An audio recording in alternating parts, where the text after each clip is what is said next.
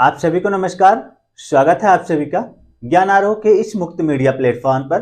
हम लोग UPPSC RO को ध्यान में रख करके सामान्य हिंदी देख रहे हैं।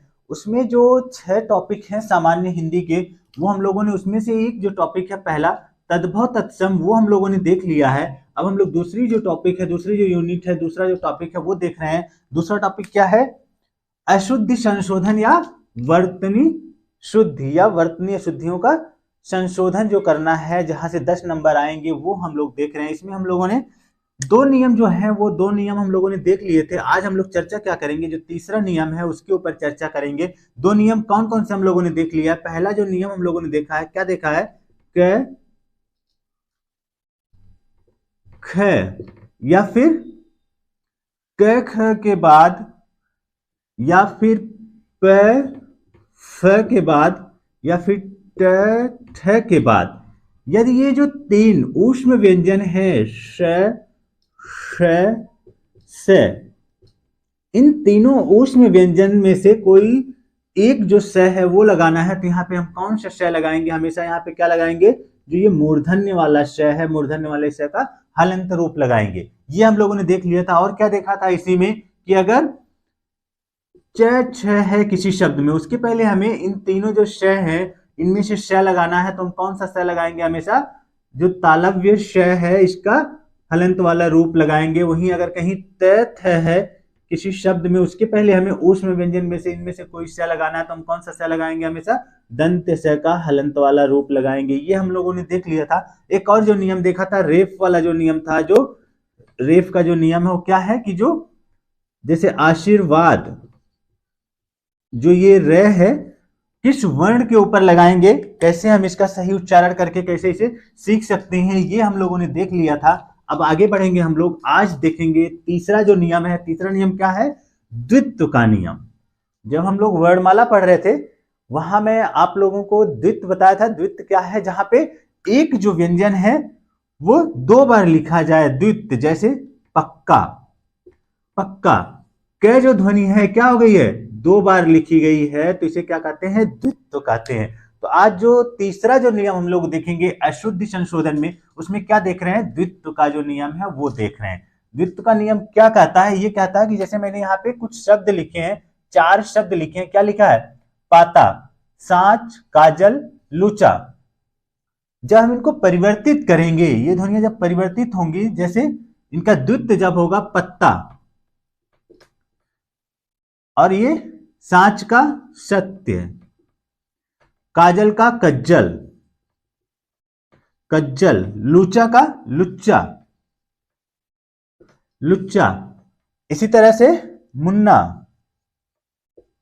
या फिर बट्टा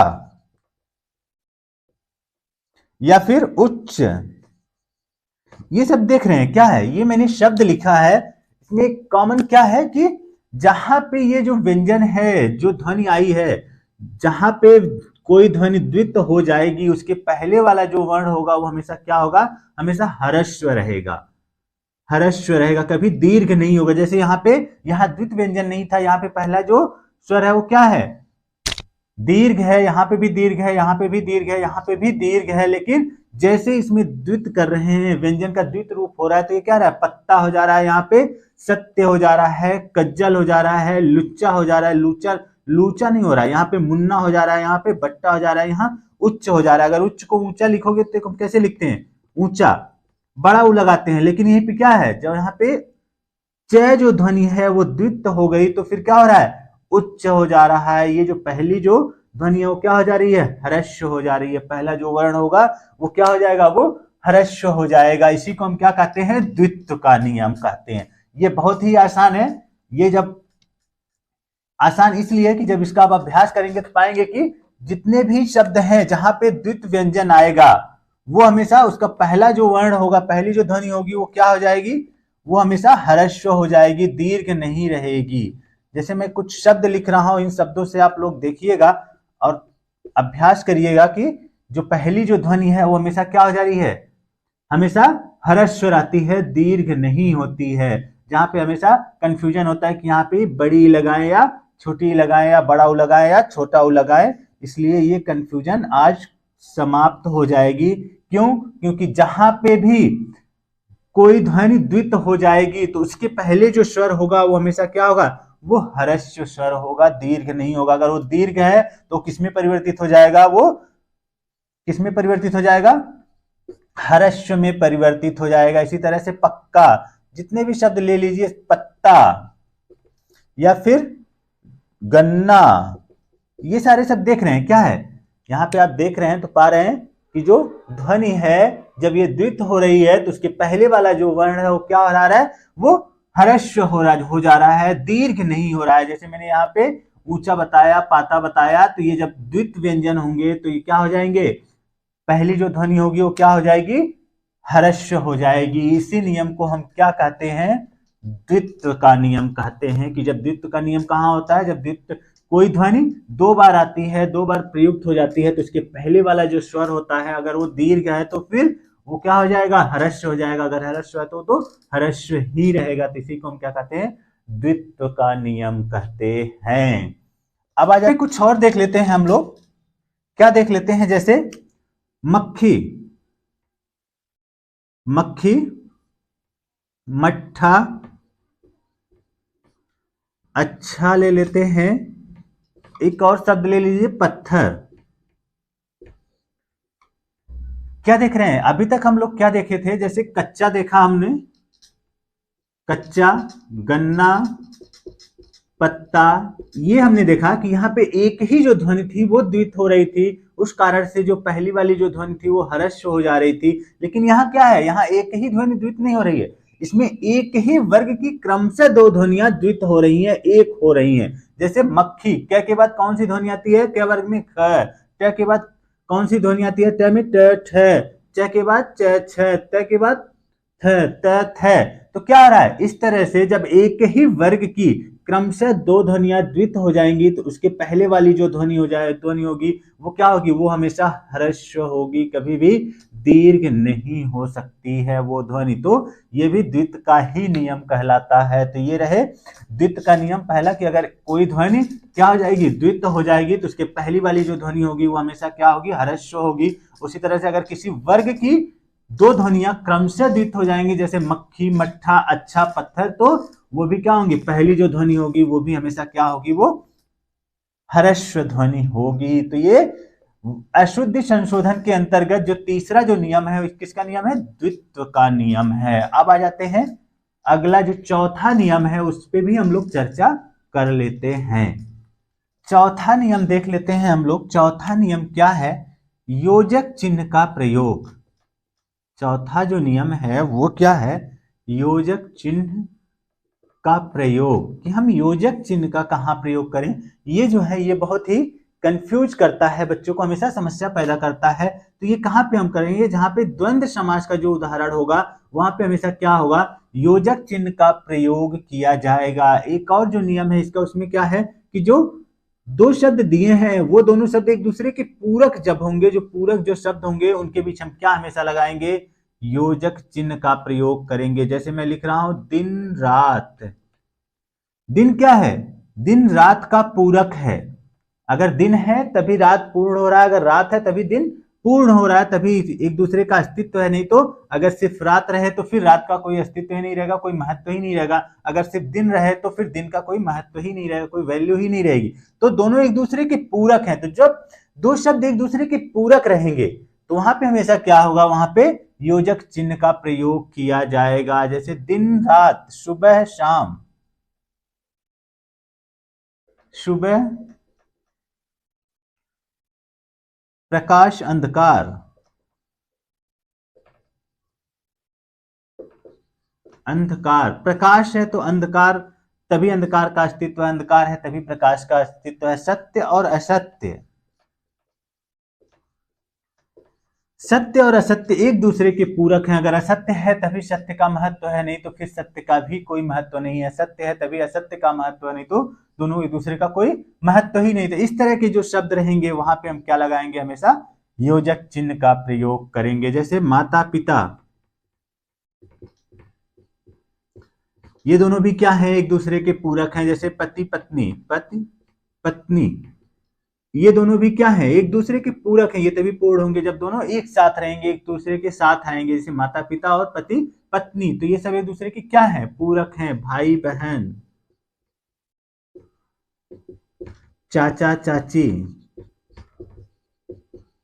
इस तरह से कितने भी उदाहरण ले लीजिए, सारे उदाहरण में आप पाएंगे कि जो एक दूसरे के पूरक जो शब्द होंगे उनके बीच हमें क्या लगाना होगा, वहां पे हमेशा हाइफन का प्रयोग करना होगा, हमें वहां पे हमेशा योजक चिन्ह का प्रयोग करना होगा। तो ये रहा अशुद्धि संशोधन के अंतर्गत जो चौथा जो नियम है कि जहां पे योजक चिन्ह का हम प्रयोग कहां करेंगे, जहां पे जो योजक जो शब्द दिए गए हैं वो एक दूसरे के अगर पूरक है तो वहां पे हमें क्या होगा, हम वहां पे किसका प्रयोग करेंगे, योजक चिन्ह का प्रयोग करेंगे। वहीं पे या तो फिर वो या तो द्वंद्व समास के उदाहरण होंगे वहां पे योजक चिन्ह का प्रयोग करेंगे, या फिर जो दो शब्द दिए होंगे वो एक दूसरे के पूरक होंगे तो वहां पे हम क्या प्रयोग करेंगे, योजक चिन्ह का प्रयोग करेंगे। आ जाते हैं चौथे नियम, चौथा नियम हो गया, आ जाते हैं पांचवा नियम, देख लेते हैं कि पांचवा नियम क्या कह रहा है। पांचवा देख लेते हैं हम लोग, पांचवा क्या है, अनुस्वार का हम लोग कहां प्रयोग करें। पांचवा जो नियम हम देखेंगे कि अनुस्वार का हम लोग शुद्ध प्रयोग कैसे कर सकते हैं, इसके ऊपर हम लोग चर्चा कर रहे हैं कि अनुस्वार का हम कहां प्रयोग करें। जैसे कुछ शब्द लिख रहा हूं मैं, पंकज, चंचल, या फिर झंडा, शंख, आशीर्वाद,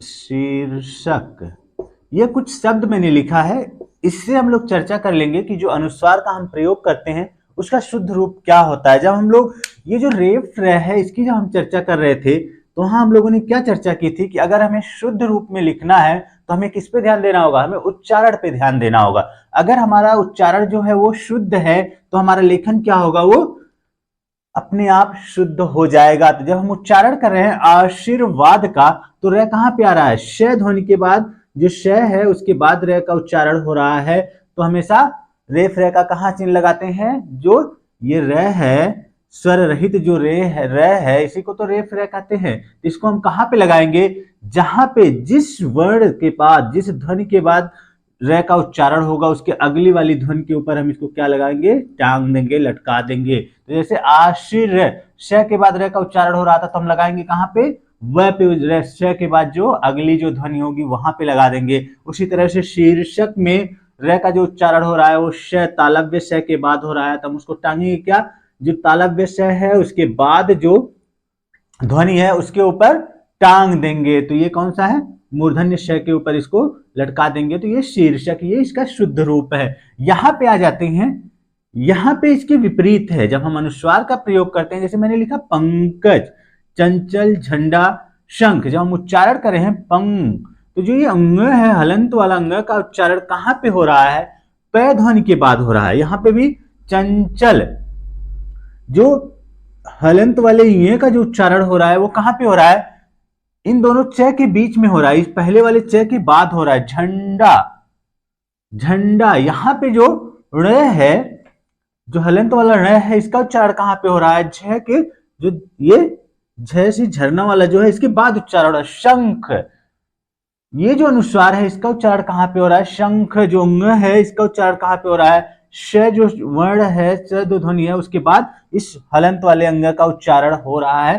तो इसको लगाएंगे कहां पे, यहां पे क्या था, जिस ध्वनि के बाद उसका उच्चारण हो रहा था उसके अगले वाले ध्वनि पे उसको हम लोग लटका दे रहे थे, टांग दे रहे थे, लेकिन यहां उसके विपरीत है, जिस ध्वनि के बाद अनुस्वार का प्रयोग होगा उसी ध्वनि के ऊपर हम क्या करेंगे, उसको बिठा देंगे, रख देंगे, लगा देंगे। जैसे पंकज प के बाद हो रहा है तो प पे लगाएंगे, च के बाद हो रहा है तो च पे लगाएंगे, झ पे हो रहा है तो झ पे लगाएंगे, श पे हो रहा है तो हम किस पे लगाएंगे, श पे लगाएंगे। ये बहुत आसान है, इन दोनों को अगर हम तुलना करके पढ़ेंगे कि कहां पे रे का चिन्ह लगाएंगे, कहां पे अनुस्वार का चिन्ह लगाएंगे। अब एक और इसका जो नियम है वो क्या है कि अगर कहीं दे दे कि पंकज का शुद्ध रूप क्या है, कैसे लिखेंगे आप, हल अनुस्वार हटा के दे दे पंकज, ये सही है, या फिर पंकज, या फिर ये चंचल ले लीजिए, चंचल, या फिर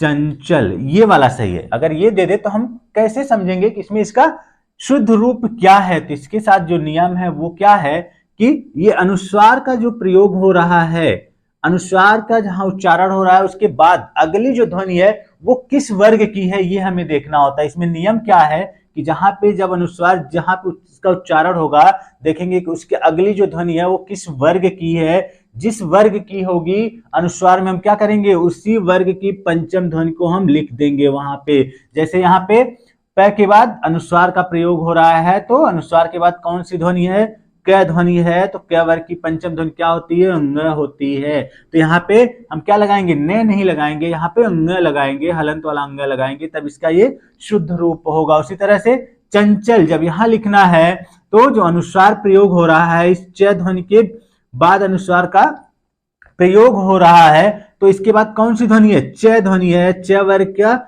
पंचमाक्षर क्या होता है, इ होता है। तो चंचल में हम क्या लगाएंगे, न नहीं लगाएंगे, इ लगाएंगे, हलंत वाला इ। तो ये इसका शुद्ध रूप होगा, न कि न वाला। इसी तरह से झंडा, ड, ड किस वर्ग का है, ट ठ ड, ट वर्ग का जो है ये ड है। न जो अनुस्वार है इसके बाद कौन सी ध्वनि आ रही है, ड आ रही है। ड किस वर्ग की ध्वनि है, तो ये ट वर्ग की है, और ट वर्ग का पंचमाक्षर क्या होता है, ण होता है। तो यहाँ पे हम क्या लगाएंगे, झंडा में झंडा हलंत वाला ऋ लगाएंगे। शंख, ख किस वर्ग की ध्वनि है, ये क वर्ग की ध्वनि है। तो क वर्ग में पंचमाक्षर कौन सा है, अंग है। तो यहाँ पे हम क्या लगाएंगे, शंख, न कि यहाँ पे हम न नहीं लगाएंगे, यहाँ पे हम क्या लगाएंगे, अंग का चिन्ह लगाएंगे। तो ये इसका शुद्ध रूप है कि अगर कहीं पे भी दे दिया कि यहाँ पे अनुस्वार के बदले कौन सा पंचमाक्षर लगाएंगे, तो उसके लिए हमें क्या करना है, जहां पे अनुस्वार का उच्चारण हो रहा है हम देखेंगे उसके बाद जो ध्वनि आई है वो किस वर्ग की है।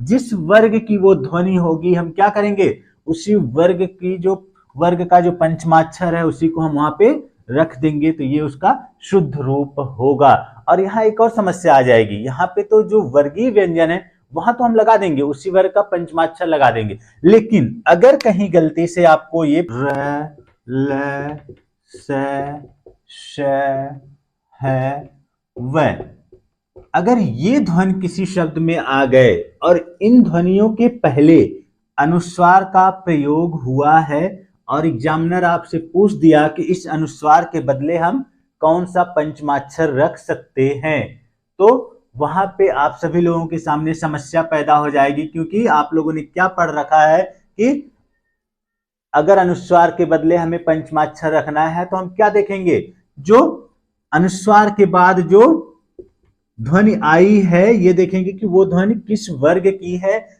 जिस वर्ग की ध्वनि होगी हम वहां पे कौन सा पंचमाक्षर लगाएंगे, उसी ध्वनि का जो पंचम अक्षर होगा हम वहां पे उसको टांग देंगे, रख देंगे। तो ये इसका शुद्ध रूप हो जाएगा। लेकिन ये क्या है, य र ल श है व, ये किसी वो जो वर्गीय व्यंजन है वर्गीय व्यंजन में आते ही नहीं है। तो हम यहाँ पे कौन सा पंचमाक्षर लगाएंगे, यहाँ पे कौन सा नियम काम करेगा, इसके लिए हम लोग कुछ उदाहरण देख लेते हैं। उदाहरण से आप लोग अच्छे से समझ जाएंगे। मैं लिख रहा हूं संयम, संरक्षक,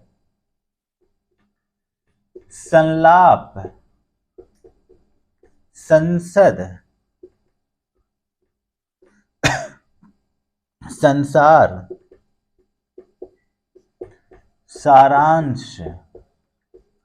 मैं कुछ शब्द लिखा हूं और आप लोग यहां देख पा रहे होंगे कि यहां पे अनुस्वार के बाद यह ध्वनि आई है, यहाँ पे अनुस्वार के बाद रे ध्वनि आई है, यहाँ पे अनुस्वार के बाद ल ध्वनि आई है, यहाँ पे अनुस्वार के बाद स ध्वनि आई है, यहाँ पे भी अनुस्वार के बाद स ध्वनि आई है, यहाँ पे अनुस्वार के बाद तालव्य स ध्वनि आई है। तो फिर अब यहाँ पे समस्या पैदा हो जाएगी। अगर एग्जामिनर ने पूछ लिया कि इस अनुस्वार के बदले आप यहाँ पे कौन सा पंचमाक्षर प्रयोग करेंगे, अंग करेंगे या फिर न करेंगे या फिर ण करेंगे या य करेंगे, कौन सा आप करेंगे, तो यहाँ पे क्या होगी, यहाँ पे समस्या पैदा हो जाएगी। क्योंकि हमें पता ही नहीं है, क्योंकि ये वर्गीय व्यंजन है नहीं, हमने वर्गीय व्यंजन पढ़ रखा है कि वर्गीय व्यंजन के बदले वहां पे हम क्या करेंगे, अगर कोई वर्गीय व्यंजन है तो उसके बदले हम उसका पंचमाक्षर लगा देंगे। लेकिन इसका जो नियम है ये क्या है कि अगर किसी शब्द में य र ल श ध्वनि आई है और उसके पहले अनुस्वार का प्रयोग किया है और कहा जा रहा है इस अनुस्वार के बदले आप पंचमाक्षर लगाइए, तो हमेशा क्या लगाएंगे आप? न लगाएंगे, हलंत वाला न लगाएंगे। तो संयम का जो शुद्ध रूप होगा वो क्या होगा? संयम। अगर अनुस्वार हटा के पंचमाक्षर लगाना पड़े, इसका संरक्षक का यहाँ पे न हो जाएगा। संलाप में भी इसका हलंत वाला न हो जाएगा, संसद में भी इसका हलंत वाला न हो जाएगा, संसार में भी हलंत वाला न हो जाएगा, और सारांश में भी क्या होगा? हलंत वाला न हो जाएगा। तो ये इसका शुद्ध रूप हो जाएगा। तो इसका नियम क्या है? अगर किसी शब्द में य र ल स ध्वनि आ रही है और उसके पहले अनुस्वार का प्रयोग हो रहा है और आपको अनुस्वार के बदले पंचमाक्षर लगाना है, तो वहां पे आप हमेशा कौन सा पंचमाक्षर लगाएंगे? न वाला पंचमाक्षर लगाएंगे, न का हलंत रूप लगाएंगे। लेकिन अगर कहीं किसी शब्द में है ध्वनि आ गई और व ध्वनि आ गई, जैसे संवाद, या फिर और ले लीजिए सिंह, संघार, इस तरह से आप शब्द ले लीजिए। जैसे यहाँ पे सिंह है, यहाँ पे संघार, इसे हकार कहते हैं, हकार ध्वनि कहते हैं। जहां पे है का अधिक उच्चारण होता है, ध्वनि आ जाती है, उसे क्या कहते हैं? हकार वाले शब्द कहते हैं। तो यहाँ पे क्या है? हकार की जहां पे ध्वनि होगी, अगर उसके पहले कहीं अनुस्वार का प्रयोग हो रहा है और आपसे एग्जामिनर ने पूछ दिया कि इस अनुस्वार के बदले आप कौन सा पंचमाक्षर रखेंगे वहां पे, तो हकार के बदले हमेशा क्या रखेंगे? वहां पे हमेशा अंग रखा जाता है, हलंत वाला अंग का प्रयोग होगा। ये बहुत इंपॉर्टेंट है। अगर पूछ दिया एग्जामिनर ने कि कुछ शब्द दे दिए, सिंह, संघार, ऐसे कुछ शब्द दे दिए और पूछा कि ये जो अनुस्वार आया है इसके बदले आप लोग क्या प्रयोग करिए? पंचमाक्षर प्रयोग करिए। तो आप कौन सा पंचमाक्षर प्रयोग करेंगे? अगर आप लिखते हैं संघार, ऐसे दो शब्द दे दिया और लिख दिया संघार, तो इसमें से ये वाला रूप गलत हो जाएगा, ये वाला सही रहेगा। जहां पे हलंत वाला अंग रहेगा वो सही है, क्योंकि अगर कहीं पे है ध्वनि और उसके पहले अनुस्वार का प्रयोग हो रहा है और आपको पंचमाक्षर लगाना है, तो वहां पे आप हमेशा क्या लगाएंगे? अंग वाला पंचमाक्षर लगाएंगे, अंग लगाएंगे, जो कैवर का जो पंचमाक्षर है उसका प्रयोग करेंगे। और वहीं पे कहीं व ध्वनि है तो हमेशा क्या होगा? संवाद। अगर व ध्वनि आ गई है तो वहां पे हमेशा क्या होगा? हमेशा मैं का प्रयोग होगा। संवाद हमेशा क्या प्रयोग होगा? मैं का।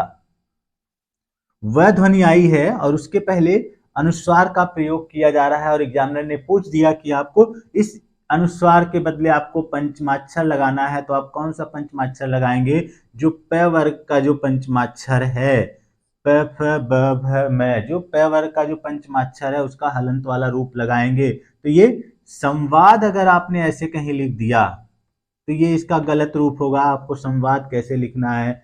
संवाद, मैं का हलंत वाला रूप लगाएंगे, तब जाके आपका सही होगा। तो ये क्या रहा? पांचवा जो नियम है अशुद्धि संशोधन का, वो क्या है?